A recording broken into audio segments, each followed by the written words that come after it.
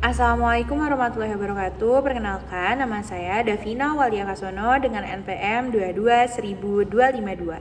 Di sini saya akan sedikit menjelaskan mengenai materi subjek hukum internasional.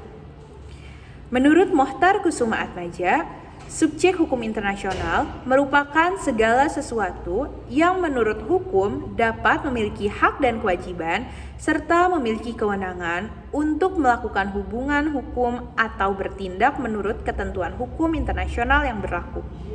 Sedangkan subjek hukum internasional itu sendiri terdiri dari beberapa bagian. Yang pertama adalah negara. Negara merupakan subjek hukum internasional penuh. Konvensi Montevideo mengatakan bahwasanya kualifikasi negara sebagai subjek hukum internasional adalah mempunyai penduduk yang tetap, memiliki wilayah tertentu, memiliki pemerintahan yang sah dan juga berdaulat, serta negara tersebut memiliki kemampuan untuk mengadakan hubungan dengan negara lain. Yang kedua adalah organisasi internasional.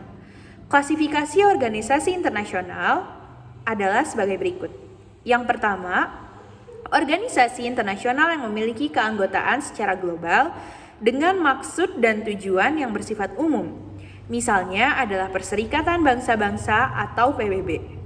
Yang kedua, organisasi internasional yang memiliki keanggotaan global dengan maksud dan tujuan yang bersifat spesifik. Contohnya adalah World Bank atau Bank Dunia, International Monetary Fund atau IMF, dan juga World Health Organization atau WHO. Yang terakhir adalah organisasi internasional dengan keanggotaan regional dengan maksud dan tujuan global. Contohnya adalah ASEAN. Yang ketiga, Palang Merah Internasional. Palang Merah Internasional berkedudukan di Jenewa, memiliki tempat tersendiri dalam sejarah hukum internasional. Palang Merah Internasional atau PMI merupakan subjek hukum internasional memiliki ruang lingkup yang terbatas. Namun, kedudukan PMI diperkuat dengan adanya perjanjian dan juga konvensi internasional. Mengingat misi PMI adalah untuk kemanusiaan. Yang keempat adalah Tahta Suci Vatikan. Vatikan adalah subjek hukum internasional karena diakui oleh negara-negara di dunia dan menjadi pihak pada perjanjian-perjanjian internasional dan anggota pada beberapa organisasi internasional. Hal tersebut terjadi setelah diadakannya perjanjian antara Italia dengan Tahta Suci pada tanggal 11 Februari tahun 1929 yang mengembalikan sebidang tanah di Roma kepada Tahta Suci Vatikan dan memungkinkan didirikannya negara Vatikan. Yang kelima adalah pemberontak.